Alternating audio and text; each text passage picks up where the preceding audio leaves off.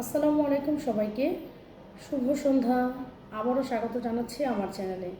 আশা করছি যে যেখানে আছেন ভালো আছেন। আজ আমি আবারও তৈরি করব চিতই পিঠা। পিঠা তৈরি করতে আমি মাত্র 3টি উপকরণ ব্যবহার করেছি। আমি ভাতের চাল নিয়েছি, মেশিনে গুঁড়া করে শিলপাটায় আরও একবার মিহি করে বেটে নিয়েছি।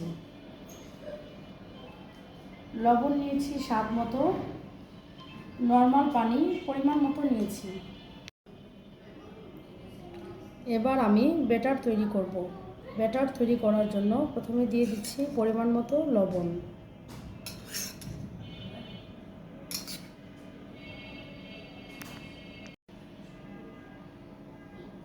এখন নর্মাল পানি দিয়ে ঘন একটা গোলা তৈরি করব।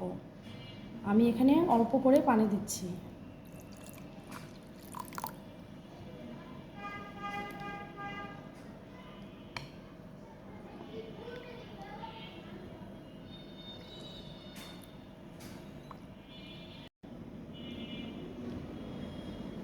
আমি খুব ভালো করে ব্যাটার তৈরি করে নিয়েছি।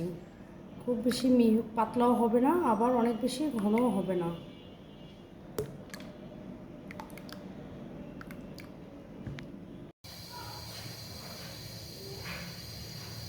একটা ছোট্ট লোহার কড়াই আমি খুব ভালো করে গরম করে নিয়েছি। এখন পিঠার গোলা দিয়ে দেব।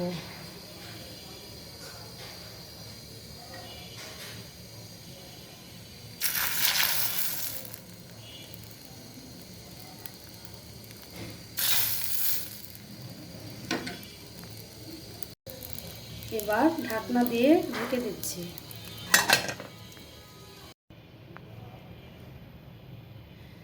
এবার ঢাকনা খুলে আমি পিঠা তুলে নিব। অনেক সুন্দর হয়েছে। পিঠা ভাজার সময় চুলার আঁচ মিডিয়াম ফ্লেমে রাখতে হবে।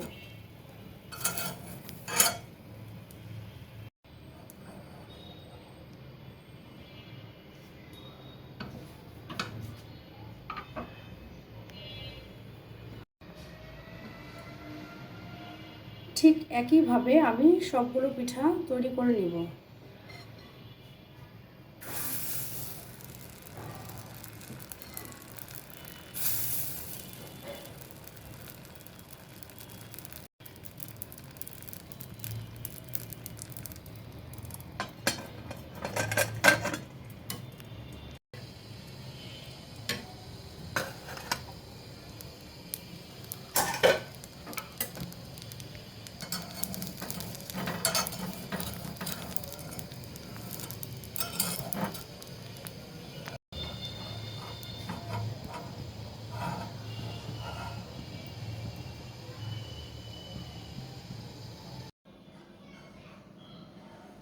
আমার সবগুলো পিঠা ভাজা হয়ে গিয়েছে।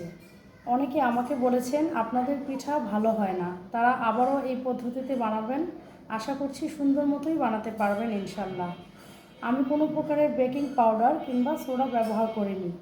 আপনাদের যদি কোনো প্রকারের কনফিউশন থাকে, আমি আপনাদের সুবিধার্থে আবারও এরকম পদ্ধতিতে পিঠা বানিয়ে দেখিয়ে দেব। আমি ভাজা পিঠা সার্ভ করব আগে থেকে রান্না করা গরুর মাংস দিয়ে।